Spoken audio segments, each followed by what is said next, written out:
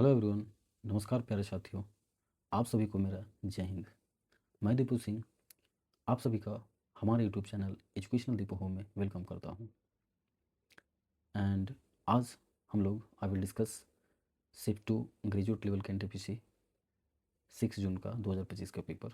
और इससे पहले मैंने 5 जून के सारे पेपर जो शिफ्ट होते हैं और 6 जून का पहला पेपर करवा दिया है।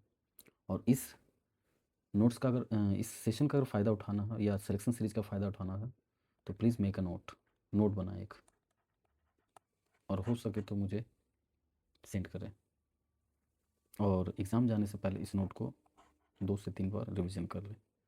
आपका जीएस में पक्का मार्क्स आएगा। चलिए without any further delay let's get started.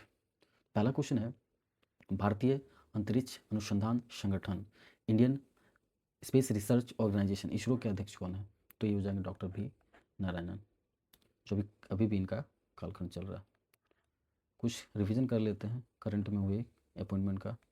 DRDO का जो अध्यक्ष है वो डॉक्टर समीर भीखामत। जो एटॉमिक एनर्जी कमीशन का है ये हो जाएंगे अजीत कुमार मोहंती। अजीत कुमार मोहंती। जो इसी का मिलता जुलता है एटॉमिक एनर्जी रेगुलेटरी बोर्ड, उनका हो जाएंगे बालसुब्रमण्यम। कौन हो जाएंगे? बालसुब्रमण्यम सुब्रमण्यम। देखिए ये है एटॉमिक एनर्जी कमीशन का, ये ध्यान रखिएगा। और ये परमाणु ऊर्जा आयोग का है ये, और ये परमाणु ऊर्जा रेगुलेटरी बोर्ड का है, ये ध्यान देना आपको बस। रेगुलेटरी बोर्ड का। फोर्थ चलते हैं तो सीरियस देख लेते हैं। अनिल चौहान, शॉर्ट में लिखेंगे, बस बोल देंगे, ध्यान से सुनिएगा। फिफ्थ है आर्मी, क्योंकि ये बहुत रिपीटेड क्वेश्चन है, कोई बहुत ज़्यादा इंपॉर्टेंट नहीं है। अनइम्पॉर्टेंट है बट बहुत ज़्यादा सुना है इसलिए। तो Upendra Dwivedi, chief of army. Chief of navy अगर बोला जाए तो डीके त्रिपाठी। और आर्मी हो गई, नेवी हो गई। और चीफ ऑफ एयरफोर्स अगर बोला जाए तो एपी सिंह। अगर सीबीसी बोला जाए, सेंट्रल विजिलेंस कमीशन, तो हो जाएंगे परवीन वशिष्ठ या विष्ट, वशिष्ठ है। और अगर लास्ट बहुत सारा है, मतलब अब मैं लास्ट करता हूँ। सीआईसी, चीफ इंफॉर्मेशन कमिश्नर, ये ध्यान देखिए जो मैं वर्ड बोल रहा हूँ, शॉर्ट में लिख रहा हूँ बट अब देखिएगा। तो राजकुमार गोयल। और बहुत सारा है, अगर आप कमेंट कीजिएगा तो मैं एक पूरा इसका अपॉइंटमेंट का लगभग लास्ट 6 मंथ का करंट अफेयर लाऊंगा, अगर आप कमेंट करके बताइएगा। इवन सिंगल कमेंट भी आता है। और इस वीडियो का अगर अप्रोक्स 100 लाइक आता तो मैं तुरंत इसका वीडियो अपलोड कर दूंगा। चलिए नेक्स्ट शुरू करते हैं। बंगाल के विभाजन का विरोध करने और भारतीय उत्पादों को बढ़ावा देने के लिए शुरू किया गया स्वदेशी आंदोलन किस वर्ष प्रारंभ किया था? तो अगर यहाँ बंगाल का विभाजन, तो क्वेश्चन ऐसे ही पकड़ में आ जाएगा। इसका पहला शिफ्ट में ये क्वेश्चन आया हुआ है, पूछने का अंदाज अलग था और अलग क्वेश्चन पूछा था, बट बंगाल विभाजन नहीं था। तो इसका आंसर हो जाएगा शुड बी 1905। मतलब क्या बोला, पार्टीशन ऑफ बंगाल में क्या हुआ था, जो स्वदेशी मूवमेंट स्टार्ट किया था, कब किया गया था? तो 1905 में किया गया था। तो इसे जानने से पहले कुछ डेटा देखिएगा ध्यान से, मैं उसमें भी बताया था और अभी फिर से बता रहा हूँ। 1899 से लेकर 1905, मैंने 1899 से 1905 जो बंगाल का इंडियन वाइसराय रहे थे उस समय, वो थे Lord Curzon, only Curzon, not Lord Curzon, Curzon. उसके बाद 1910 से लेकर 1905 से लेकर 1910 का जो डेटा है, इसको मिटा दे थोड़ा। 1905 1905 टू 1910, 1905 से लेकर 1910 में जो है वो है मिनटो देती है। देखिए हिंदी में वही मिनटो बोलेंगे, इंग्लिश में बस लिखने का तरीका यहाँ मिनटो ऐसे लिखा जाएगा और कुछ नहीं है। तो मैं हिंदी लिखूँ कभी इंग्लिश लिखूँ, बस बोलूँगा दोनों, ये ध्यान रखना। 1910 टू 1916 ये हार्डिंग देती है। ये मैं क्यों बता रहा हूँ, क्योंकि आपको ये याद रखना, क्योंकि मॉडर्न हिस्ट्री में इन्हीं से क्वेश्चंस बनते हैं। तो हुआ क्या था मैं बताता हूँ। देखो उस समय बंगाल में अ, जो मूवमेंट है वो बहुत तेज़ हो चुका था, खासकर आज़ादी का। तो इसको फूट डालने के लिए क्या किया था, अंग्रेज ने, खासकर लॉर्ड कार्जन ने बोला कि एडमिनिस्ट्रेटिव रीजन के अकॉर्डिंग मैं क्या कर रहा हूँ, बंगाल को पार्टीशन कर रहा हूँ। एक का नाम रखा वेस्ट बंगाल और एक का नाम रखा ईस्ट बंगाल। बट मुद्दा कुछ और था अंग्रेज़ों का, बट वो बताया इसके कि एडमिनिस्ट्रेटिव रीजन है जिससे शासन अच्छा हो सके, एडमिनिस्ट्रेशन अच्छा हो सके, ईजी वे में चले।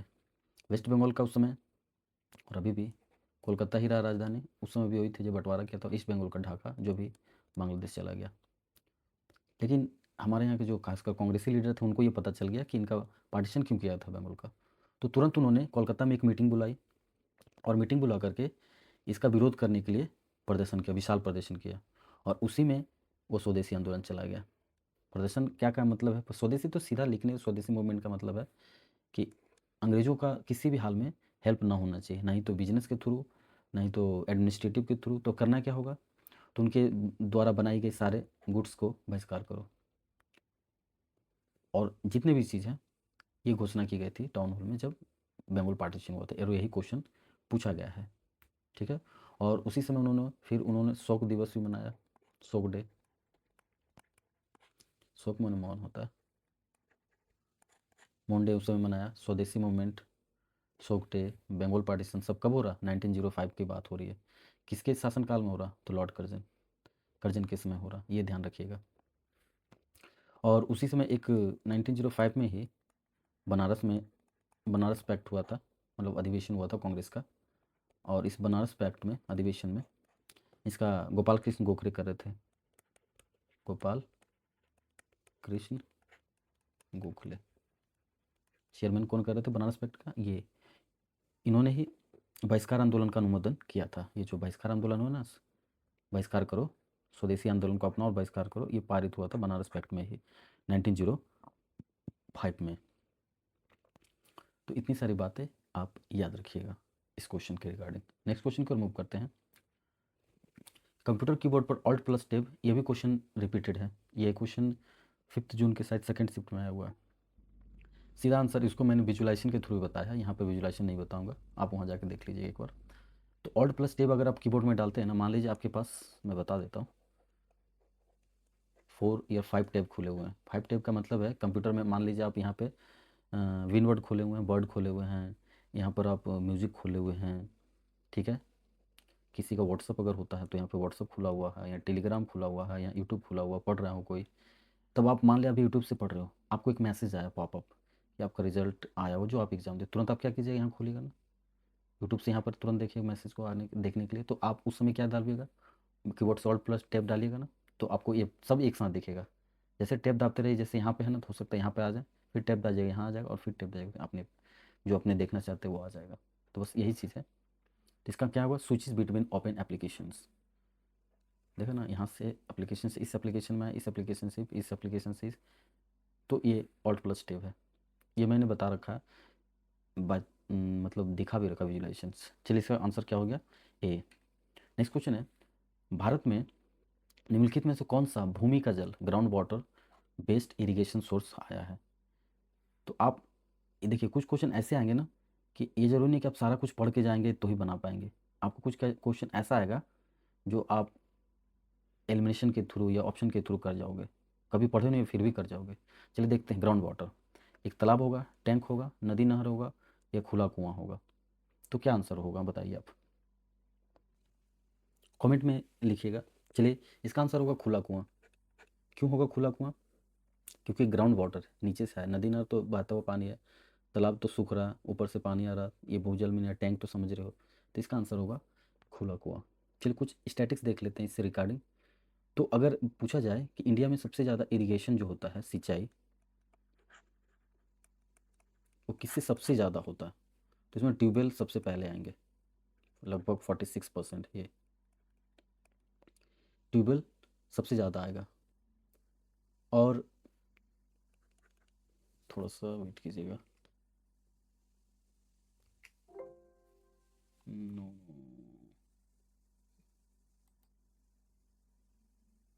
कहाँ गया यार, चलिए चल रहा है।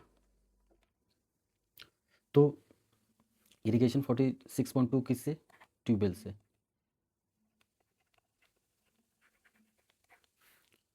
ये पूछ सकता है कि सबसे ज़्यादा सिंचाई भारत में किस सोर्स से होता है, तो ट्यूबवेल से होता है। और अगर सेकंड बोला जाए तो कैनाल के थ्रू, नहर के थ्रू होता है। हाफ होता है लगभग 24% अप्रोक्स, ये ध्यान रखिएगा। सबसे ज़्यादा ट्यूबवेल से, सेकंड बोलेगा तो कैनाल से। तो नेक्स्ट क्वेश्चन बढ़ते हैं कि consider a hierarchical file system if a user attempt to delete. अगर कोई भी यूजर डिलीट करता है नॉन एम्प्टी डायरेक्टली, जो एम्प्टी ना हो, using a standard delete directly command without any recursive options, what is the most likely outcome. सीधा ये कहने का क्या क्वेश्चन है ना, कि अगर कोई भी फाइल हो, सीधा ये फाइल है, इसमें कुछ है, कुछ भी रह सकता है, म्यूजिक है, डेटा है, वीडियो है, फाइल है, बिनवर्ड है, पीडीएफ है, ये है इसमें, और आप इसको डिलीट करते हो, तो क्या होगा? कोई कमांड लगा के जो भी सीधा, कि इसको अगर फाइल को डिलीट करना जो खाली नहीं है, तो क्या आएगा? तो आप नहीं कर पाओगे, ये डायरेक्टली डिलीट नहीं होगा, आपको एक मैसेज देगा। हाँ, अगर ये खाली रहता ना, और ये एम्प्टी रहता, तो डिलीट हो जाता, ये भी डिलीट होगा, बट सबसे पहले एक मैसेज देगा आपको और बताएगा कि ये खाली नहीं है। ये सीधा आंसर, बहुत ईजी है ये। तो इसका सीधा मतलब है कि एक पॉपअप मैसेज आएगा और आपको बताएगा कि खाली नहीं है, सॉरी ये खाली नहीं है, ठीक है ना। तो कोई आंसर हो जाएगा। देखिए, ऑपरेटिंग सिस्टम एक त्रुटि लौटेगा जो ये दर्शाएगा कि डायरेक्टली खाली नहीं, बताया ना मैंने।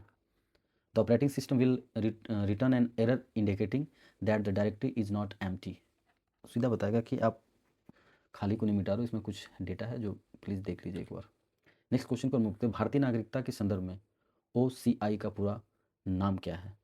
OCI, overseas citizen of India, इसका पूरा नाम है। इसमें आप एक चीज़ देखोगे कि आप कुछ इसमें डेटा याद रखिएगा। जैसे अगर कोई भी इंडियन या कोई भी फॉरेनर कैसे सिटीजनशिप ले सकता है इंडिया में, उसके क्या क्या तरीके हैं, तो उसके 5 तरीके, ये क्वेश्चन आया हुआ है, ये ध्यान रखिएगा। तो पहला बाय बर्थ, जन्म से। सेकंड है बाय डिसेंट, वंश से। थर्ड है, मतलब टोटल 5 तरीके हैं, ठीक है ना। बाय रजिस्ट्रेशन, बाय रजिस्ट्रेशन मतलब पंजीकरण करके। फोर्थ है bye neutralisation, naturalisation.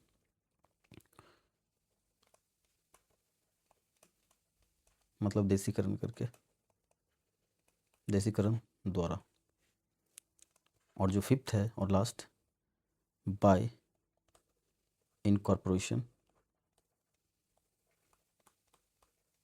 Of territory. तो क्या मतलब है, थोड़ा सा करके देख लेता। अच्छा, इसका हिंदी नहीं लिखे ना, क्या होता है? क्षेत्र समावेशन। सीधा है, जन्म से का मतलब 5 तरीका से हम लोग लिख सकते हैं। और ये भी आया कि कैसे आप त्याग सकते हैं। तो अगर आप किसी अदर कंट्री का सिटीजनशिप अगर ले लेते हैं, तो इंडिया का सिटीजनशिप स्वतः ही समाप्त हो जाएगा, आर्टिकल 9, ठीक है ना। तो बाय बर्थ का मतलब, अगर यदि कोई व्यक्ति का जन्म भारत में 26 जनवरी 1950, 26 जनवरी 1950 में या उसके बाद हुआ हो, तो वो क्या कहलाएगा? बाय बर्थ ही और सी इज़ इंडियन, ठीक है। यही जन्म का मतलब है। बाय डिसेंट वंश का क्या मतलब है? कि अगर किसी व्यक्ति का जन्म भारत के बाहर हुआ है, मान लीजिए किसी का जन्म बाहर से बाहर हुआ, जैसे कोई घूमने गया कहीं, तब वहाँ हो गया, या पढ़ने गया है तो हुआ, तो उनमें क्या होना चाहिए कि उनके माता पिता में से, पेरेंट में से कोई एक भारतीय होना चाहिए, ये ध्यान रखना, भारत का नागरिक उस समय। तो ये हो गया वंश से। पंजीकरण का मतलब होता है कि आवेदन करने से पहले, अगर हम मान लीजिए हम आवेदन कर रहे हैं कि मुझे इंडियन सिटीजन दिए, तो वो 7 साल से भारत में अगर रह रहा हो, ठीक है, तो उसको क्या मिल जाएगा? बाय रजिस्ट्रेशन के थ्रू मिल जाएगा इंडियन सिटीजनशिप। एक है नेचुरलाइजेशन, देसीकरण का क्या मतलब हुआ? अगर कोई विदेशी नागरिक भारत में 12 साल से रह रहा हो, ठीक है ना। और पिछले 12 महीना तो रहना ही रहना, ये कंफर्म होना चाहिए कि पिछले 12 महीने से भारत में रह रहा हो। और अगर ओवरऑल 14 साल अगर में देखा जाए तो उसमें 11 साल भारत में रहा हो कंटिन्यू, कंटिन्यू मतलब तोड़ के जब से भी, तो उसको देसीकरण के थ्रू क्या दिया दिया जाएगा, सिटीजनशिप। और लास्ट वन इज क्षेत्र समावेशन। क्षेत्र समावेशन तो मान लिया ना कि मान लीजिए जैसे कोई भी कंट्री का पार्ट्स इंडिया अगर जीत लिया या किसी ट्रीटी के थ्रू ले लिया, अपने में मिला लिया, तो यहाँ का नागरिक स्वतः ही क्या हो जाएगा, इंडिया का नागरिक हो जाएगा। तो ये 5 तरीके से पूछा जा सकता है, और पूछा भी है, ऐसा बात नहीं है। कितने तरीके से सिटीजनशिप लिया जाता है या दिया जाता है, तो हो गया 5 तरीके से। और एक मैंने ये बताया बहुत ही इंपॉर्टेंट, अब स्वेच्छा से त्याग दो वो भी हो सकता है, या 3 तरीके से हम लोग त्याग सकते हैं, रिनाउंस कर सकते हैं, और 5 तरीके से ले सकते हैं। ये ध्यान रखिएगा। 3 तरीके में क्या क्या आ जाएगा त्यागने में, अगर किसी देश का सिटीजनशिप लिया है तो हमारा इंडियन सिटीजनशिप ऐसे ही चला जाएगा। अगर आप स्वेच्छा से छोड़ रहे हो, विलनेस अगर आप छोड़ रहे हो तो चला जाएगा। और थर्ड, अगर आपको किसी कारण से इंडिया में जैसे कोई प्रिजनर हो या अनलीगल किसी तरीके से आप लिए हो तो पता चल जाए तो हटा दिया जाएगा। ये 3 तरीके हैं। सिटीजनशिप का वर्णन किस पार्ट में है, तो पार्ट 1 आप जानते हो क्या है, संघ और राज्य के बारे में, स्टेट के बारे में, 1 से 4। ये हमेशा बताता हूँ, ये ध्यान रखिएगा, पिछले सभी वीडियो में लगभग बताया ही हूँ। तो पार्ट 2 में क्या है, सिटीजनशिप, वो 1 से 4 है स्टेट, तो ये 1 से पार्ट 1 यानी भाग 1 में 1 से 4 तक संघ का वर्णन, संघ एवं राज्य उसके क्षेत्र, और नागरिकता यानी सिटीजनशिप का वर्णन कितना है, 5 से 11। ठीक है, नेक्स्ट क्वेश्चन को रिमूव करते हैं। तो इसका आंसर पहले ही मैंने बता दिया था, देखिए मैं दिया हूँ भी, और ये लगभग हर जब भी क्वेश्चन आता है तो ये स्लाइड ऐड करता हूँ आपके लिए, ताकि आप एक बार इसको देखो। ठीक है, तो ये जो संविधान के प्रारंभ में नागरिकता का वर्णन है, जन्म, वंश, अधिविश्वास के आधार पर 5 तरीके से, तो वो 5 तरीके से आर्टिकल 5 में वर्णन, ये ध्यान रखिएगा, ऐसे याद रखते। ये जो है 5 तरीके से आर्टिकल 5 में वर्णन है। 6-7 क्या है, तो 6-7 है भारत से जो जब बंटवारा हुआ तो जो पाकिस्तान गया था, तो 6-7 दोनों में पाकिस्तान के बारे में बात है, ये ध्यान रखिएगा। 6-7 पाकिस्तान से आना जाना हो जाता है। 8 में क्या है, बाहरी लोग जो लेना इंडियन ओरिजिन के हैं जो आउटसाइड ऑफ इंडिया रह रहे हैं उसके लिए ये। 9 में अगर हम त्यागना चाहते हैं या किसी देश की सिटीजन ले लिए हैं तो वो 9 के थ्रू मेरा इंडियन सिटीजन चला। 9 में नो, 9 में नो मतलब नो सिटीजन, नो सिटीजन, 5 तरफ के सिटीजनशिप ले सकते हैं। ठीक है, और जो 10 है वो क्या है, संसद नागरिकता के कानून के देखते हैं, उसको कंटिन्यू रखते हैं, ये संसद का काम है। और इसका लॉ बनाने का काम, 11 में लॉ बनाने का काम संसद, नागरिकता का जो भी कानून विनिमय करेगा वो संसद करेगा, और नागरिकता बने रहे उसका जो अधिकार देता है वो 10 में देता है। ये जो एक्ट है आया है जो मैं पढ़ रहा हूँ बता रहा हूँ 1955, और अभी 1919 में इसी एक्ट का संशोधन करके CAA आया था। ठीक है, नेक्स्ट मूव करते हैं। 1929 में भारतीय राष्ट्रीय कांग्रेस में लाहौर अधिवेशन की अध्यक्षता किस नेता ने की थी, जहां पूर्ण स्वराज का प्रस्ताव रखा गया था। पूर्ण स्वराज का प्रस्ताव का मतलब क्या होता है, पूर्ण माने पूरा, स्वराज माने स्व माने अपना, और राज माने शासन, पूरी तरह से इंडियन के द्वारा शासन। तो पहले तो अंग्रेज करते थे, तो इसका ऑप्शन क्या होगा ये कहना है। तो देखिए सबसे पहले अभी आपको मैं 1899 से 1905 में बताया था कि कौन वॉइसरॉय थे उस समय, करजन साहब थे, सी। उसी तरह आपको बताया था 1905 से 1910 में कौन थे, मिंटो साहब थे, मिंटो टू। और उसी तरह का बताया था 1910 से लेकर के 1916 तक कौन थे, हार्डिंग टू। ठीक है, तो इसमें से एक और ऐड करिए, बीच में जो भी होगा बाद में ऐड करेंगे, अभी फिलहाल जो मैं बता रहा हूँ। 1926 थे, 31 मतलब 1931, 1926 से 1931 तक के समय में जो वॉइसरॉय रहे थे, आप गवर्नर जनरल कुछ भी बोल सकते हैं, इरविन साहब थे। जिस क्वेश्चन का पूछेगा ना कि इस समय कौन थे गवर्नर जनरल या वॉइसरॉय, तो कौन हो जाएंगे, इरविन साहब। लेकिन क्या अध्यक्षता में पेश किया था, बहुत ईजी है, जवाहरलाल नेहरू के समय में। और इस अध्यक्षता में जो लाहौर में हुआ था, ये ध्यान रखिए, ये भी याद रखिए, Lahore session. Indian national Congress का बहुत सारा मैंने सेशन, देखिए सेशन बताता हूँ, वो बता भी रखा हूँ, 1 2 3 और 4। पहला हुआ बॉम्बे, दूसरा कोलकाता, तीसरा मद्रास और चौथा इलाहाबाद। इलाहाबाद का चेयरमैनशिप जो किए थे जॉर्ज जूल साहब किए थे। बेमस चंद्र बनर्जी जो किए थे वो बॉम्बे का किए थे, ठीक है ना। और दादा भाई जो किए थे वो कोलकाता के किए थे सेकंड वाले, और थर्ड वाला बदरुद्दीन तैयब जी किए थे। 1905 में अभी जस्ट बताया था, आप कमेंट में कीजिएगा क्या बताया था अभी। 1905 का जो अधिवेशन था, 1929 का जो लाहौर में हुआ, इसमें यही बात की गई थी कि आज से अब से इंडिया अपना खुद का शासन चलाएगा, इसलिए उन्होंने एक पूर्ण स्वराज का पेश किया। और इसी समय से भारत पहली आज़ादी मनाना स्टार्ट किया। पहली आज़ादी कब मनाया गया था? देखिए मनाया तो 1930 में, बट ये पारित कब हुआ था? पारित हुआ था 1929 में, ये ध्यान रखिएगा। चलिए नेक्स्ट क्वेश्चन की ओर मूव करते हैं कि निम्नलिखित में से following urban local government body in India was discontinued after 1992। कहने का मतलब है 1992 में क्या हुआ था? ये क्वेश्चन बहुत रिपीट किया। तो एक 73 आए थे अमेंडमेंट एक्ट के थ्रू, और एक 74 आया था। तो इसमें ग्राम पंचायत ऐड किया गया था, और इसमें म्यूनिसिपालिटी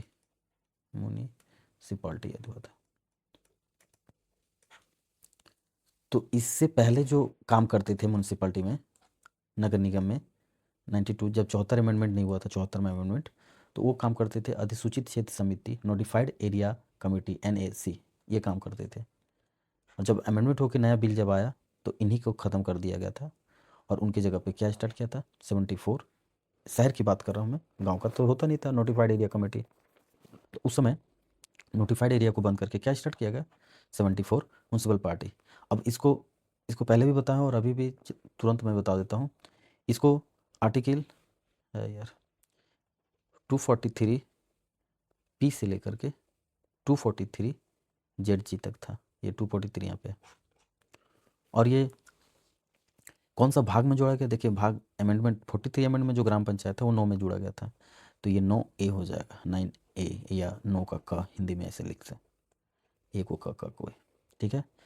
इसमें टोटल 18 विषय हो जाएंगे। टोटल विषय कितने हैं? तो 18 विषय।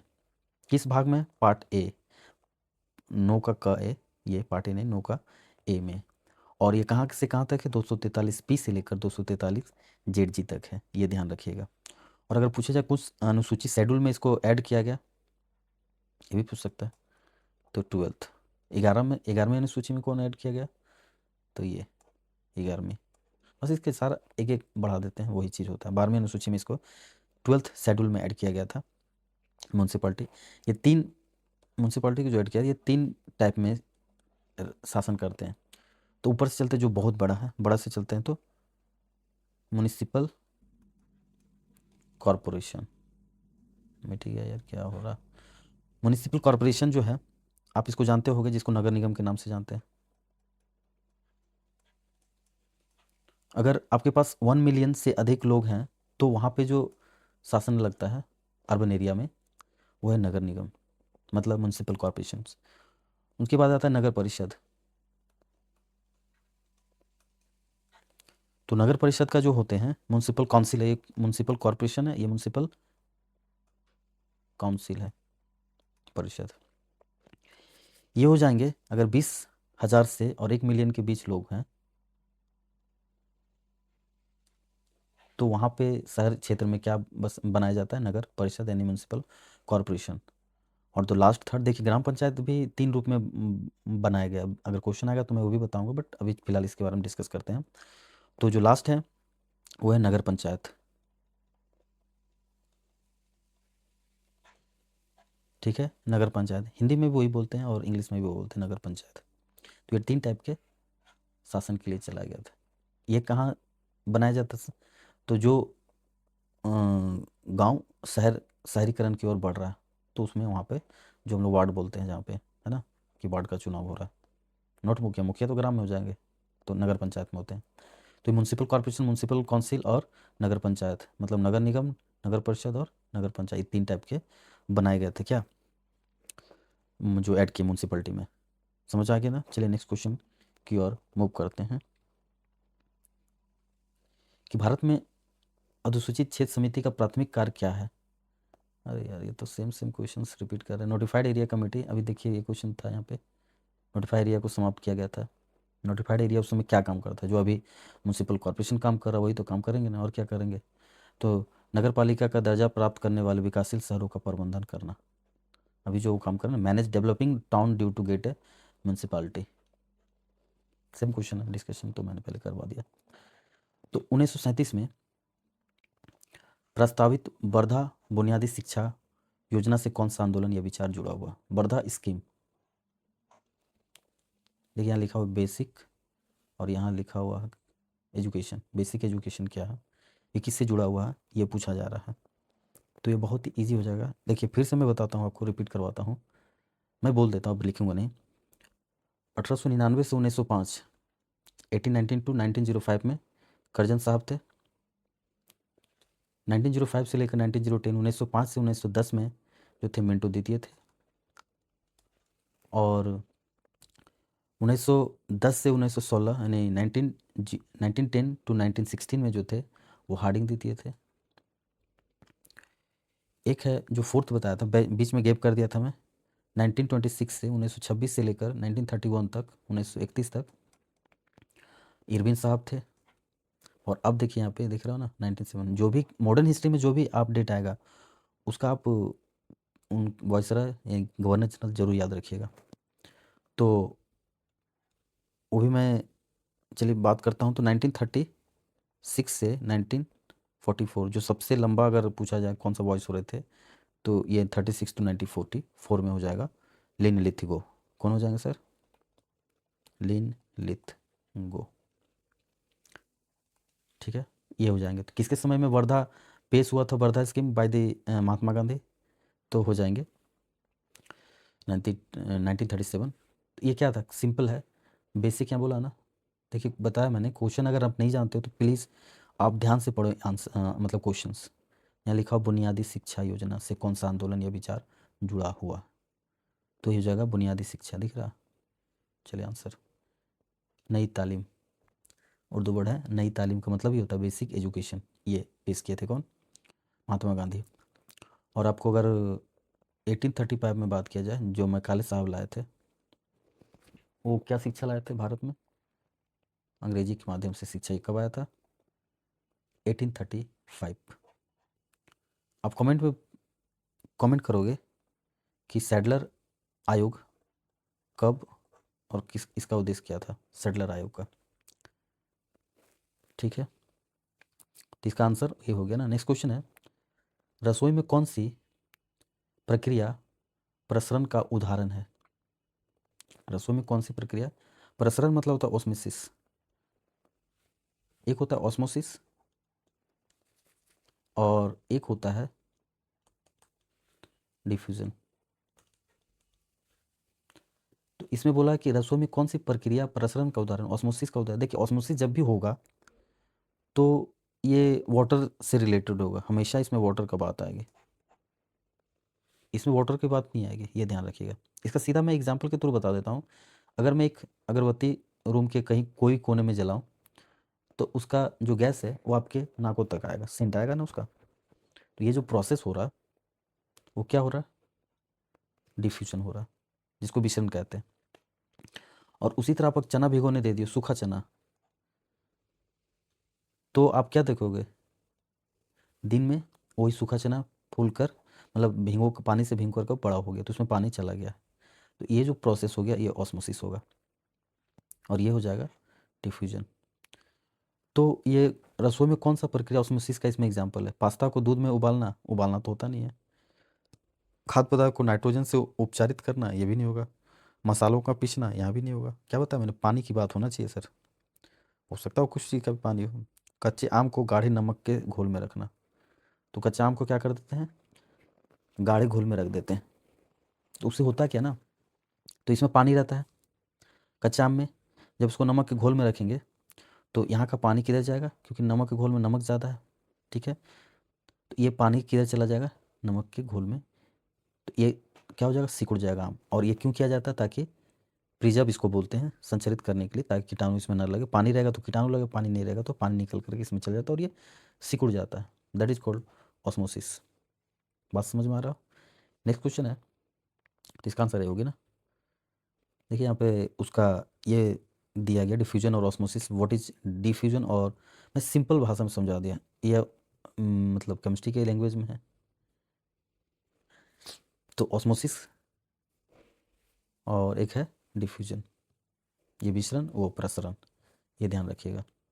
जहाँ भी, हाँ, ऑस्मोसिस में एक वर्ड हमें 100% आप ऐड कीजिएगा जब भी, वो है अर्ध पारगम झिल्ली और या semi permeable permeable members membrane. Semi permeable membrane जो है या अर्ध पारगम झिल्ली, ये जरूर आप बोलिएगा जब भी बोलना होगा। और अगर ये बोले जाए कि उच्च विलेयता सांद्रता से ही कम जल सांद्रता की ओर ये जाता, हायर सॉल्यूट कंसंट्रेशन से लोअर वाटर कंसंट्रेशन की ओर ये जाता है, ये ध्यान रखिएगा। नेक्स्ट की ओर बढ़ते हैं। जैसे आपसे मैं एग्जांपल में पूछ रहा हूँ कि अगर परफ्यूम मारा या गाड़ी में कहीं भी तो पूरा फैल जा रहा है, वो कौन सा प्रोसेस है? डिफ्यूजन है या ऑस्मोसिस है? प्रसरण या विसरण है? नेक्स्ट क्वेश्चन है, मल्टीटास्किंग ऑपरेटिंग सिस्टम में जब एक साथ एप्लीकेशन खुले और बहुत सारे एप्लीकेशन खुले तो रैम की क्या भूमिका होती है? रैम की सीधा ये मतलब भूमिका होता है, जो आपका मोबाइल है, जैसे बहुत सारा का मोबाइल हैंग करने लगता है, क्या रीज़न है? कम स्पेस रहना, कम रैम रहने से। और ज़्यादा रैम रहने का क्या फ़ायदा है? अगर आपके पास बहुत सारा मल्टीटास्किंग, इसी को बोलते हैं ना, मल्टीटास्किंग आप कर रहे हो, तो अगर 10 ऐप है, 5 ऐप है, जो भी ऐप है जिसमें आप काम करने के लिए स्विच करते हैं, जैसे अभी आप म्यूजिक चला रहे हो, कुछ देर बाद आपको क्या क्या पीडीएफ दिखना है, तुरंत आप म्यूजिक से कहाँ जाओगे? पीडीएफ जाओगे। तो इसमें क्या करता है, वो तेज़ी से स्विच करने के लिए आपको एक मेमोरी थोड़ा सा ये स्थायी रूप से रखता है, वो उसको देता है। ठीक है, फिर ये इसी को मल्टीटास्किंग करते हैं। तब आपका मोबाइल अगर हैंग नहीं कर रहा तो अच्छा से स्विच कर रहा, अगर हैंग करता है दैट इज़ रैम का जो मेमोरी वो बहुत कम है, भरा हुआ है, और इसलिए वो हैंग करने लगता है, यही रीज़न है। तो इसका आंसर हो गया। देखिए यहाँ पे लिखा हुआ क्या बताता है, it is temporally holds a active program data and instructions to enable fast switching between task. एक बताया ना, मेमोरी बना के रखता है अस्थायी, और जैसे आपको स्विच करना है उसका यही काम करता है इधर से। नेक्स्ट नेक्स्ट क्वेश्चन को रिमूव करते हैं। देखिए अगर विजुलाइजेशन के थ्रू क्वेश्चन बताना हो तो मैं बता दूँ, बट ये सिर्फ आपको नॉलेज के रिगार्डिंग ये क्वेश्चन हैं, इसलिए मैं नहीं बता रहा हूँ। तो नेक्स्ट क्वेश्चन है कि what is the purpose of one nation one permit? नाम से तो पता है।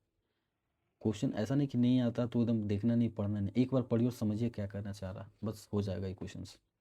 तो वन नेशन और one permit, one nation one ration, है ना, इसी टाइप में वन। अभी इनकी को और बढ़ाने वाला, पता नहीं कब आएगा वो, वन नेशन वन इलेक्शन। तो इसका आंसर क्या हो जाएगा? किस लिए परमिट का कहाँ दिया जाता है, किसको दिया जाता है परमिट? एकल टिकट सड़क टिकट प्रणाली में, साझा नागरिक उड्डयन लाइसेंस में, अंतर्राज्यीय मालवाहक वाहनों के लिए सुगम परिवहन के लिए परमिट क्यों दिया जाता है? ताकि एक राज्य से दूसरे राज्य जा सके। तो बस यही आंसर हो जाएगा। अगर नहीं भी जानते तो पता चल जाएगा कि आंसर होगा इसी का। ठीक है, तो ये कब लाया गया था ये भी बता देता हूँ, आंसर तो समझ आ गया ना। तो वन नेशन वन परमिट जो आया था 23 में आया था ये ध्यान रखिएगा, क्योंकि क्वेश्चन इससे भी बनते हैं। ये नहीं कि यही क्वेश्चन बनेंगे, ये भी बन सकते नहीं बन सकते, मतलब योजना रिलेटेड जो क्वेश्चन है। अगर वही वन नेशन, ये राशन नहीं है सर, ये वाला परमिट का ये क्वेश्चन, ये ध्यान रखिएगा, ना कि मिला दीजिएगा इसको। और वन नेशन वन राशन की बात करेगा तो वो 20 में आया था। मतलब आप कहीं से भी ये राशन उठा सकते, पहले क्या था कि जहाँ का बना हो वहीं से उठा सकते ना, आप भारत के कोई भी कोने से उठा सकते हो। One ration, one nation one ration. इसी तरह एक और था, वन नेशन वन सब्सक्रिप्शन, ये 25 में लागू किया गया था। तो ये किस लिए था मनु? ये था स्कॉलर्स के लिए, है नहीं था, है भी। चलिए नेक्स्ट क्वेश्चन की ओर मूव करते हैं। गुप्त काल के बाद अग्रहार भूमि, अग्रहार जो लैंड था after Gupta period, post Gupta period का प्रशासन किसने किया? मैंने इसको किसने लिया, किसने चलाया? गुप्त काल की बात कर रही है, तो इसका आंसर हो जाएगा ब्राह्मणों ने, ब्राह्मण्स। तो कुछ बातें देख लेते हैं, जैसे गुप्त काल के बाद अगर मतलब कुछ कुछ वंशज के बारे में अगर देखना चाहें तो एक वर्धन वंश होता है, इनको पुष्यभूति भी बोला जाता है, वर्धन या पुष्यभूति वंश डायनेस्टी। इसका संस्थापक कौन थे? प्रभाकर वर्धन, प्रभाकर प्रभाकर वर्धन। देखिए जितनी भी एंशियंट हिस्ट्री है ना, आप लोग अगर करते क्या हो गलती मालूम, कि आप पूरा पढ़ते हो कि एक एक वर्ड एक एक लेटर सारा कुछ वर्धन वंश के बारे में, फिर पढ़ लिए 10, उस तरह से 5 अगर डायनेस्टी पढ़े सब फिर मिल जाता, पता ही नहीं चलता कौन क्या। आपको ज़्यादा नहीं याद रखना, आप सेट मारिए और सेट में जो जो आ रहा है उसको रटिए। क्या रटिए? ज़्यादा नहीं, उसका राजधानी कैपिटल स्थापना, और अगर कोई उनके राज दरबारी हो समकालीन हो, बस वो रटिए, उससे ज़्यादा कुछ नहीं काम है। अगर वहाँ पे कुछ किताबें लिखा उसने से ज़्यादा नहीं। तो वर्धन वंश का संस्थापक कौन हो गया? प्रभाकर वर्धन, पुष्पवती वर्धन भी बोला जाता है। कैपिटल कनौज।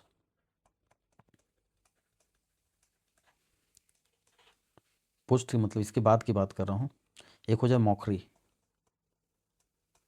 मौखरी डायनेस्टी जो होंगे, मौखरी वंश, ये कहाँ का वंश था? उसमें यूपी कनौज के आसपास है, ये जो कनौज है वहीं के आसपास का है। तो इसका संस्थापक हो जाएगा, फाउंडर ऑफ मौखरी वंश, मौखरी डायनेस्टी, हरिवर्मा।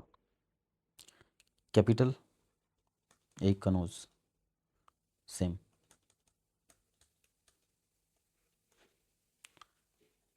थर्ड उसी समय के आसपास के पोस्ट गुप्ता की मैं बात कर रहा हूँ, मैत्रक वंश, मैत्रक डायनेस्टी।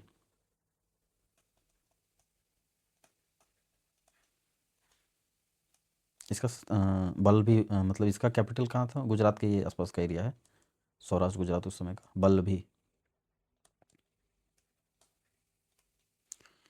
इसका फाउंडर अगर कौन बोले जाएगा तो भट्टारक, गुजरात के आसपास के एरिया का बात कर रहा हूँ मैं, यूपी कनौज एमपी के आसपास का एरिया। ये ध्यान रखिएगा, पोस्ट गुप्ता के बाद जो डायनेस्टी है बहुत इंपॉर्टेंट है ये। तो ये क्या क्वेश्चन था कि अग्रहार भूमि का उस समय कौन प्रशासन चलाता था? तो ब्राह्मण। हाँ, कुछ अगर वर्ड रिलेटेड इसी तरह का वर्ड अगर जैसे ये अग्रहार भूमि है उसी तरह का आप जानना चाहते हैं। अग्रहार लैंड क्या है मालूम?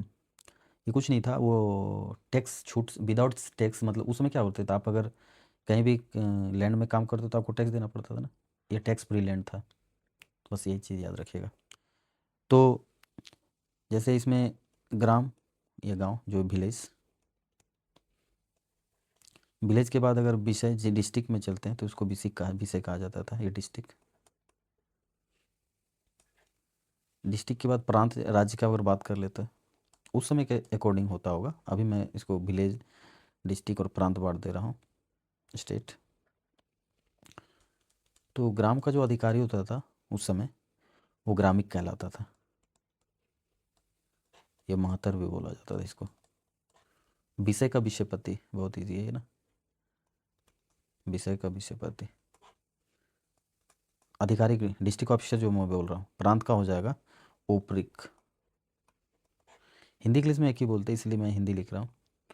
मैं ज़्यादातर कंफर्टेबल हिंदी में ही होता हूँ, बट ऐसा नहीं कि मुझे इंग्लिश नहीं आती है, बट अब कौन लिखेगा ओपरिक, डायरेक्ट लिख दो, जैसे भी आपको जो कंफर्टेबल लगे, आई डोंट माइंड। चलिए, तो ग्राम का ग्रामीण को, विषय का विषयपित होगा, प्रांत का ऊपरिक हो गया। ये शायद ऊपरिक इससे पहले को कोई बस इसी का पहला शिफ्ट 1 में पूछा गया था ऊपरिक क्या होता है। तो प्रोविंस का जो प्रांत यानी प्रोविंस का जो ऑफिसर होंगे वो क्या कहलाएंगे? और अगर सैन्य का अधिकारी होगा तो सैन्य या पुलिस का उस समय जो अधिकारी होता था वो चट्टा भट्टा कहलाता था। अच्छा नाम नहीं, चट्टा भट्टा, अभी तो बोलते हैं चट्टे बट्टे। उस समय के जो शांति और विदेश मंत्री हुआ करते थे, फॉरेन मिनिस्टर, विदेशी ने विदेश मंत्री, वो संधि विग्रही कहलाता था। खतरनाक नाम है, इंग्लिश हिंदी सेम नाम है, एक भी वर्ड वर्ड से अंतर होगा। विग्रहिक, संधि विग्रही कौन थे? तो विदेशी, गुप्त काल का मैं बात कर रहा हूँ। तो नेक्स्ट क्वेश्चन की ओर मूव करते हैं। भारत में पंचायती राज व्यवस्था, दोनों क्वेश्चन एक ही में डाल दिया, 73 75। Panchayati Raj system in India, what is the gram sabha in the contest? देखिए पंचायती राज में ग्राम सभा क्या है वो पूछा गया है। सेम उसी तरह का अगर मैं बात करूँ जैसे अभी जस्ट बताया था मैंने 74 के बारे में, 74th अमेंडमेंट में जो म्यूनसिपलिटी जो नगर निगम, उसी तरह 73 जो आया था वह ग्राम पंचायत।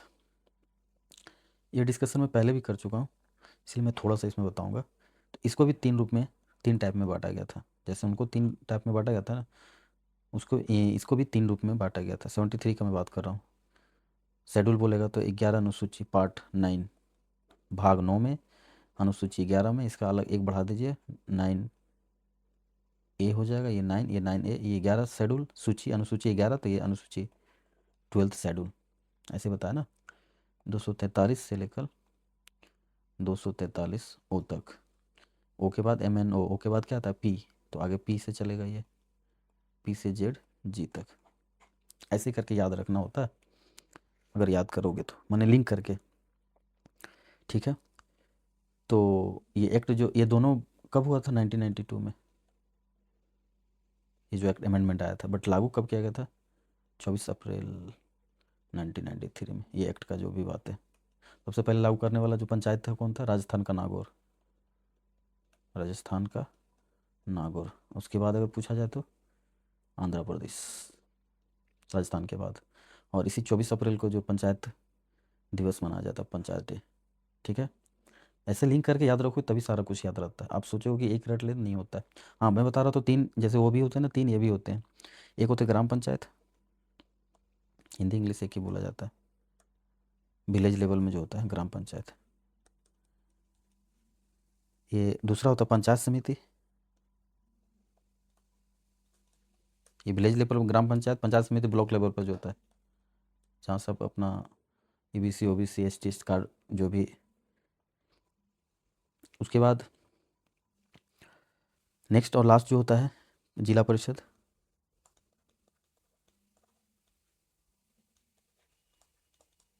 ये डिस्ट्रिक्ट लेवल पर होगा। ये 3 रूप में, ये 3 स्तरीय रूप है। कौन दिया था? सबसे पहले मैंने जो एक्ट लाया, Balwant Rai Mehta, the father of Panchayati Raj system, ये 3 स्तरीय रूप में दिए। तो ग्राम पंचायत गांव विलेज लेवल में, ब्लॉक लेवल में, पंचायत समिति, जिला परिषद डिस्ट्रिक्ट लेवल में, ये दिया गया था। तो इसमें तो ग्राम सभा क्या था सर? तो all registers voter in village, मतलब गांव का एरिया में जिसमें सभी के पास अगर वोटर हो, जो पात्र हो, उसके वोटर के पात्र हो, वो क्या कहलाएंगे? सभी वो लोग ग्राम सभा कहलाएंगे। यानी गांव के सभी लोग जिसका वोटर ID बना होगा, कहने में ये पात्र होंगे, यानी कि बच्चा बूढ़ा सब जो इसके पात्र होंगे वो। और ये इनका जो टेन्योर होता है, टर्म होता है, 5 साल का टेन्योर होता है। जो कोई भी बनते हो ग्राम पंचायत मुखिया जो भी हो, 5 साल के होते हैं। इसमें पूछा जाएगा तो वुमेन्स को 33% छूट दिया गया है। तो क्या बताया ग्राम सभा के बारे में आपको? Body all registered voters in village, जिसके पास वोटर हो, रजिस्टर्ड वोटर, ये जो लायक हो, वो ग्राम सभा के मेंबर कहलाएंगे। ये ग्राम सभा उसको बोलते हैं। नेक्स्ट क्वेश्चन की ओर मूव करते हैं। इसमें अगर पूछा ब्लॉक लेवल कमेटी, नहीं, ग्राम सभा तो ये नहीं है। Judicial body of urban area, ये भी नहीं है। अर्बन एरिया में तो जाएंगे नहीं, पंचायत सिस्टम अर्बन कहाँ से है, तो ऐसे ही कट जाता। मैं क्वेश्चन बनाना भी थोड़ा थोड़ा सिखा दे रहा हूँ। और राज्य प्रतिनिधि की सलाहकार परिषद, राज्य कहाँ से आएगा? पंचायती विषय में राज्य आएगा ही नहीं कहीं भी। किसी, या तो ग्राम पंचायत आएगा, या ब्लॉक लेवल पर पंचायत समिति आएगा, डिस्ट्रिक्ट लेवल पर जिला परिषद आएगा। तो ये और ये होगा नहीं। ब्लॉक स्तर की समिति में भी हो सकता है, ऐसा बात नहीं, लेकिन ये ग्राम की बात हो रही है, ग्राम पंचायत। तो the deliberative assembly of all eligible village residents, सभी पात्र ग्राम निवासियों को विचार विमर्श सभा। नेक्स्ट क्वेश्चन है, नींबू सिरका और दही कहाँ गया? नींबू सिरका और दही जैसे खाद्य पदार्थों में खट्टेपन का मुख्य कारण क्या है? क्यों खट्टापन लगता है? ये तो कोई ही होगा जो छोड़ा होगा। एसिड का नाम सुने होगे, नाम तो सुना ही होगा एसिड। तो एसिड के कारण वो खट्टा लगता है, सीधा एक ही आंसर होगा। जो सोर टेस्ट होता है किसके लिए? एसिड के लिए।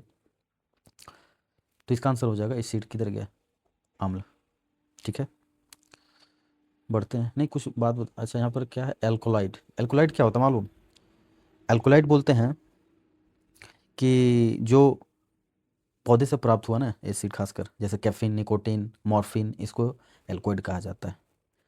यानी नाइट्रोजन युक्त अकार्बनिक पदार्थ, कार्बनिक कंपाउंड जो होता है, उसे कहते हैं एल्कोलाइड। और अम्ल और छाल जब न्यूट्रलाइजेशन प्रोसेस हो जाता है तो जो प्रोसेस बनता है उसको क्या कहते हैं, लवण यानी सॉल्ट।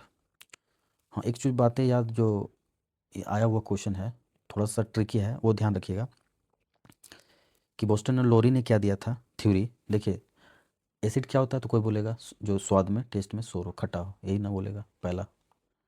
दूसरा हो सकता है, बोल सकता है वो एसिड क्या है, मैं बात कर रहा हूँ the value of pH value क्या है, <7 यही बोल सकता है। 7 जिसका पीएच मान 7 से कम हो वो एसिड है, जो खट्टा हो वो एसिड है।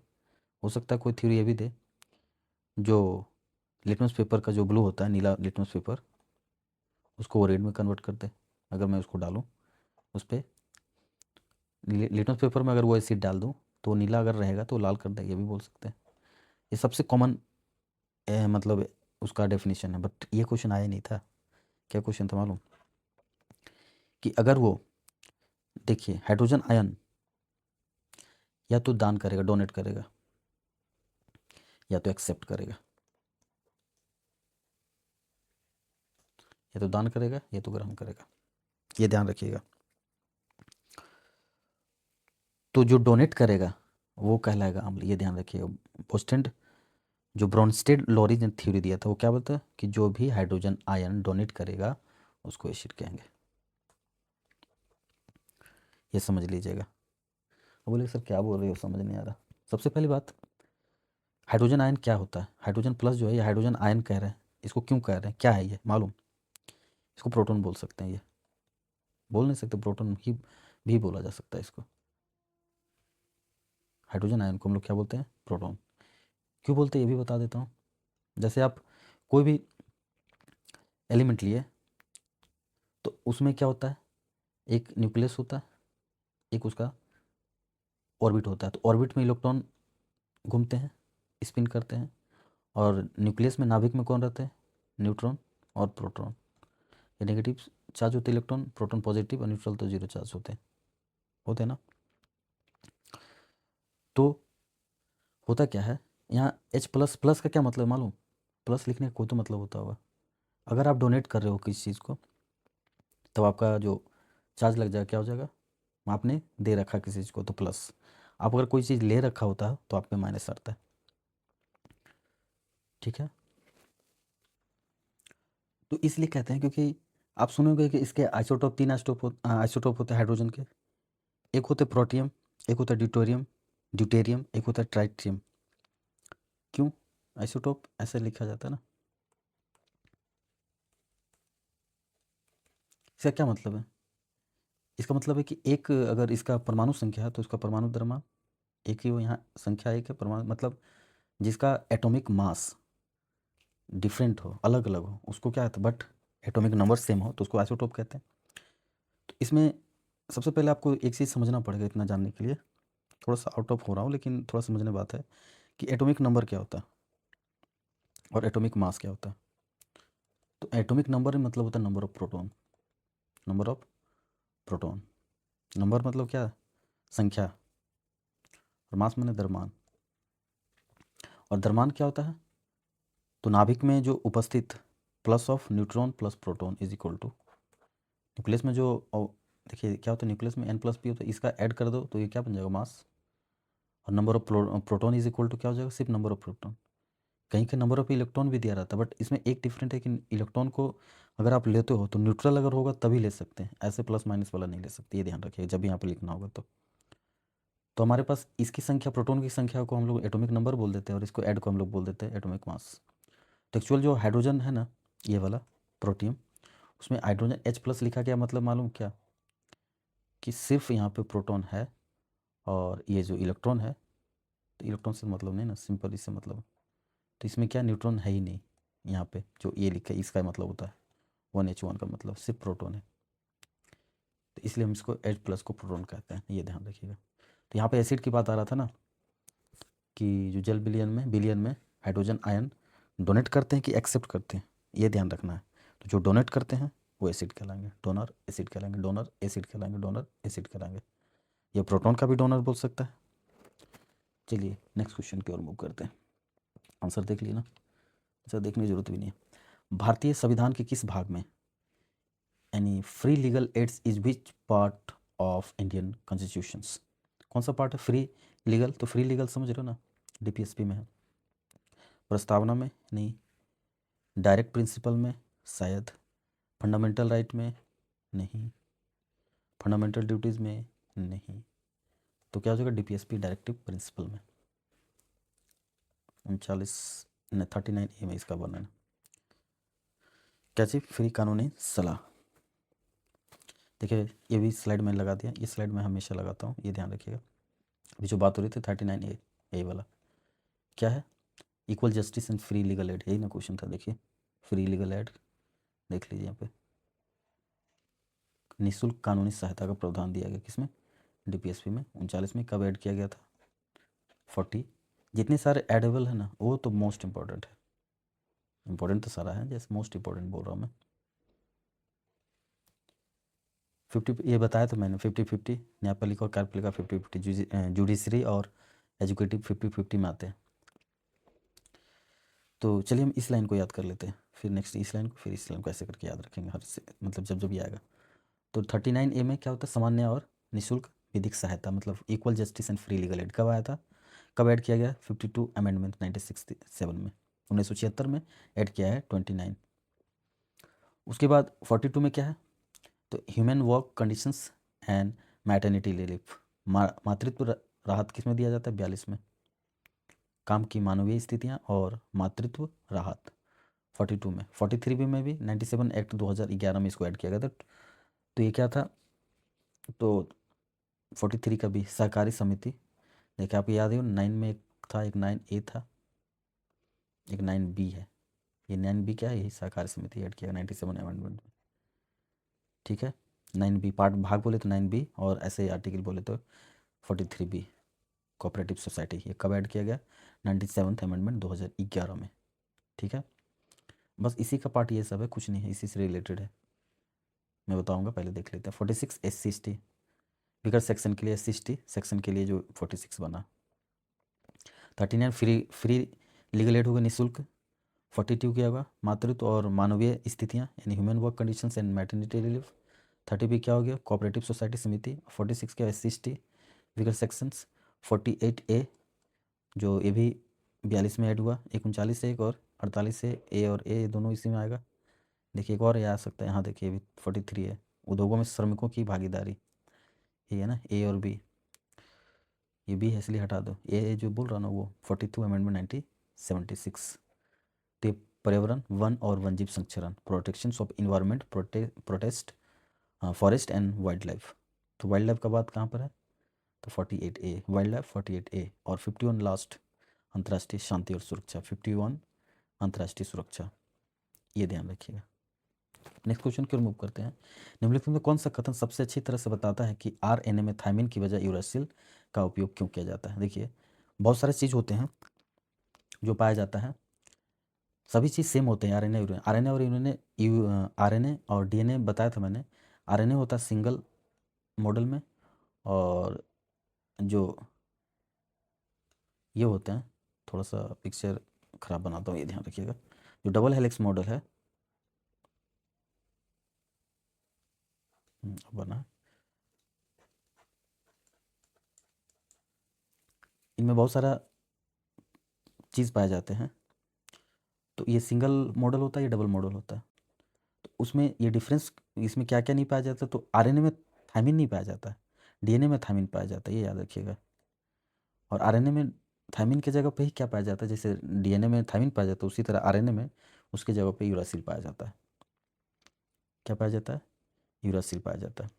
तो क्यों हो जाता है? क्योंकि थायमिन ऊर्जा जब भी बनाता है, वो एनर्जी सिंथेसाइज करता है, तो ज़्यादा लेट और ज़्यादा ऊर्जा खर्चा करता है। बट थायमिन क्या करता है? कम ऊर्जा की मतलब खबर करता है, इसलिए थायमिन की जगह पर वो क्या डाला जाता है उसमें? यूरासिल। क्या डाला जाता है? यूरासिल्स। देखिए क्वेश्चन दिखाता हूँ। जैसे डीएनए है, डीऑक्सी राइबोनिक एसिड जो है, उसमें एडेनिन, थायमिन, साइटोसिन, ग्वानिन, ये चीज़ पाया जाता है। देख रहे हो ये जोड़ा में यहाँ पे लगा रहता है, ये सब में डबल हेलिक्स मॉडल के बीच में। और एक चीज़ और ध्यान रखिएगा, जब भी ए और टी आएगा, एडेनिन और थायमिन एक साथ पाए जाते हैं हमेशा, ये ध्यान रखिएगा। डबल बॉन्ड से बंधे रहते हैं दोनों।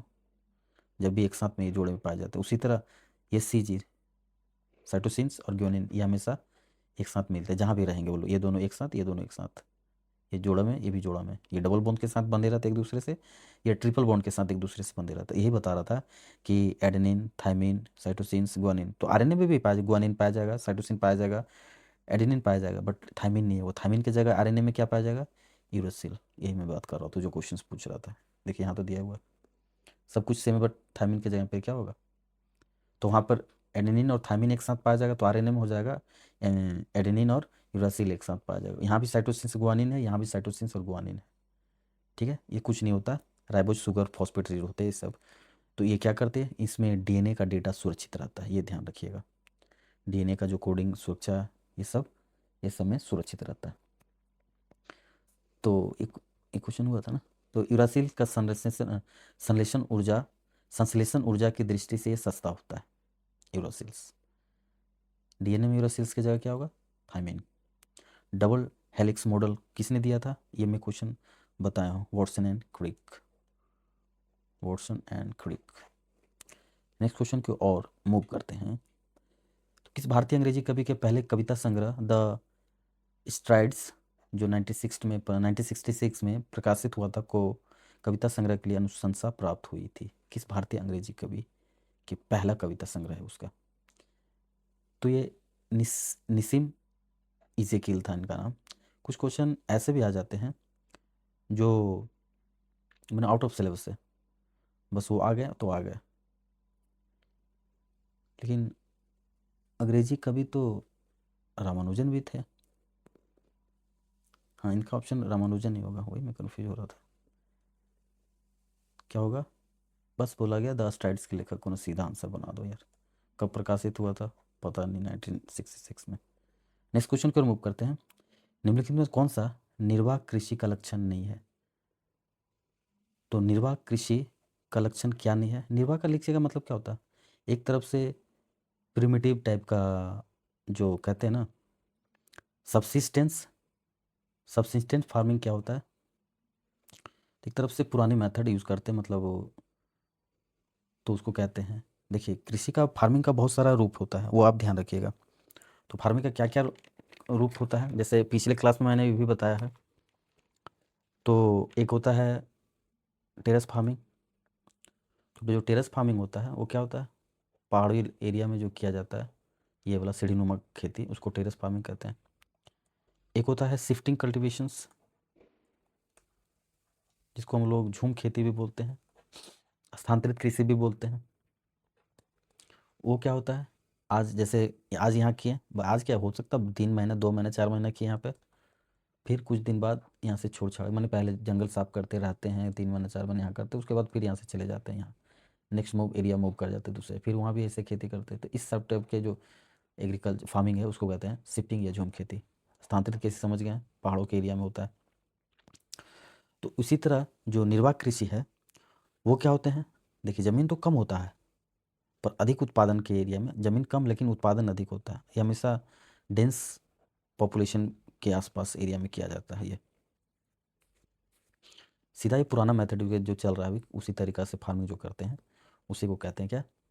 निर्वाह कृषि या सबसिस्टेंस फार्मिंग। तो क्या हो जाए, पारंपरिक बीज किसमें, या श्रम का उपयोग, या उन्नत मशीनरी, या पुरानी चीज़ों को, तो ये नई बात ही नहीं आ सकता इसमें। हाथ से की जाने वाली कृषि पद्धतियाँ, तो बताओ इसका आंसर क्या होगा? मैंने बताया पुराने पुराने, तो इसका आंसर हो जाएगा नहीं है, अभी बताया ना। बाकी तो सब लग रहा है पुराने में, कि जो बीज है यूज़ कर रहा है, ट्रेडिशनल सीड्स यूज़ किया जा रहा है, श्रम लेबर तो लगता ही है, हाथ से जो बुनाई होता है, जो खेती करते हैं ना गाँव में, वो उसी को कहते हैं निर्वाह कृषि। इसमें उन्नत तो आ ही नहीं सकता, नया चीज़ कहाँ से आ गया, ये तो पहले बताया। तो नेक्स्ट क्वेश्चन को मूव करते हैं। निम्नलिखित कौन सा थार रेगिस्तान का आसपास का क्षेत्र है ही नहीं, जो राजस्थान के आसपास का क्षेत्र नहीं, ये आपको पता करना। तो आपको मैप के थ्रू ही ये सब देखना, हमेशा मैप का कंटिन्यू एक रिवीजन करते रहिए। अरावली राजस्थान में ही पड़ता है, ये तो पक्का ही होगा, यहाँ नहीं है बोला, नॉट, ये ध्यान है, क्वेश्चन भी ध्यान से देखिए, नहीं में हाँ हो जाता है कभी कभी।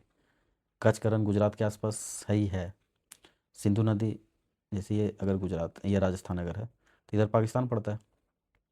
तो पाकिस्तान में सिंधु नदी है ना, तो इसी के जस्ट बाद ही तो पाकिस्तान है, तो ये भी तो एरिया पड़ ही रहा, अरावली पड़ ही रहा, कचकरन ये जो लास्ट है यहाँ ख़त्म, जो गुजरात के एरिया के साइड कचकरन पड़ ही रहा, कौन नहीं पड़ रहा।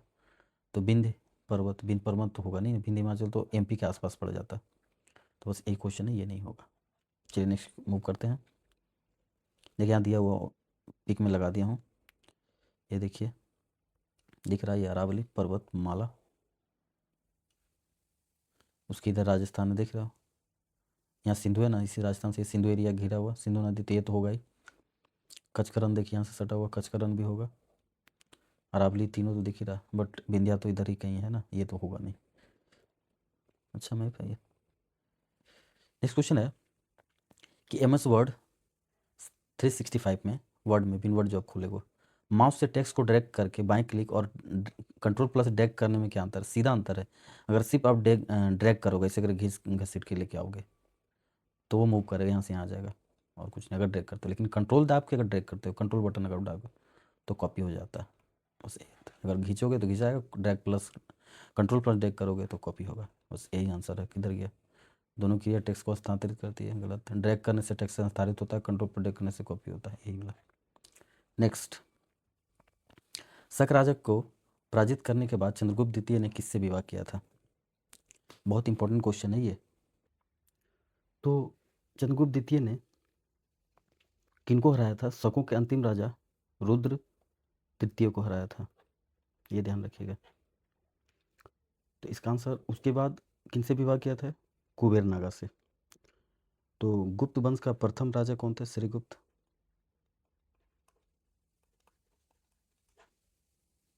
उनके बाद जो आया था चंद्रगुप्त प्रथम, उनके बाद समुद्रगुप्त आए थे। और ये मैंने बहुत बार, 2-3 बार हो गया, आप देख लीजिएगा वीडियो पीछे जो भी सेट करवाया। और इनका पुत्र हुए चंद्रगुप्त द्वितीय, समुद्रगुप्त के पुत्र। तो समुद्रगुप्त के पुत्र रुद्रदेव तृतीय ने शकों का अंतिम राजा को हराया और किससे विवाह किए? कुबेर नागा से। विक्रमादित्य को उपाधि इन्होंने धारण किया पहली बार। विक्रमादित्य का मतलब होता है शक्ति का सूर्य,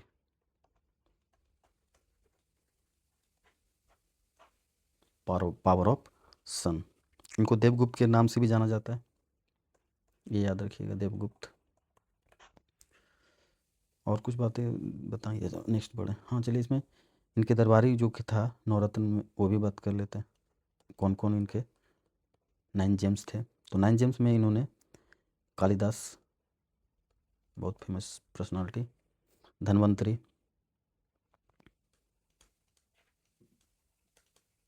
कालिदास, धन्वंतरी और ब्राह्मीर, मिहिर, ये सब 9 जेम्स में आते थे। किनके? विक्रमादित्य द्वितीय के। इनके शासन को, गुप्त काल के शासन में इनके शासन को ही गोल्डन एरा बोला गया था, यानी तो सबका शासन को लेकर के, लेकिन मेनली इन्हीं के शासन में। और इन्हीं के शासन में आए थे फाहियान। इनके शासन काल में कौन आया था? फाहियान। तो ये सब बातें याद रखिएगा। राजधानी इन्होंने पाटलिपुत्र बनाया था। चलिए नेक्स्ट क्वेश्चन की ओर मूव करते हैं। भारतीय अंग्रेजी साहित्य की सबसे प्रसिद्ध कवियों में से एक। अच्छा, यहाँ है निसीम इजेकेल की पहली कविता संग्रह का शीर्षक। एक मतलब ये में उनका ऑप्शन दे दिया था, याद है ना। तो और टाइम ऑफ चेंज इन्होंने जो कविता लिखा था, प्रसिद्ध कवि हैं किसका? निसीम इजेकेल का। जो भी ये लोग है, थोड़ा सा पुराना बुक दे दिया है, पता नहीं ऐसा क्यों, बट याद रखिएगा। प्रधानमंत्री गति शक्ति पहल का मुख्य लक्ष्य क्या है? गति शक्ति से नाम से ही पता चला, यह है क्या? सीधा बता सकते हैं आप, कोई भी सीधा दिख रहा, परिवहन से रिलेटेड गति शक्ति। तो ये कब आया था? 2021 में। गति शक्ति पहल कब शुरू की गई थी? 2021 में। क्या काम है? तो यहाँ पे जो ऑप्शन होगा, परिवहन और रसद व्यवस्था में सुधार करना है इसका मुख्य उद्देश्य। परिवहन के एरिया के लिए आया था प्रधानमंत्री गति शक्ति पहल। प्रधानमंत्री गति शक्ति पहल आया था क्या? परिवहन और रसद व्यवस्था के लिए। कब आया था? 2021 में। ठीक है, चलिए इसी के साथ आज का सेशन समाप्त करते हैं। ये सेशन आपको कैसा लगा? प्लीज़ कमेंट में बताएं, और आपको क्या सुधार करने के मतलब मैं सुधार करूँ, आप क्या चाहते हो इसमें पीडीएफ में, कॉपी में, और तो आप प्लीज़ कमेंट करें, लाइक करें, सब्सक्राइब करें, और मिलते हैं इसी तरह के वीडियो में, आगे भी बने रहें। Thank you, have a nice day, good night, और हाँ, happy Holi for all. Thank you.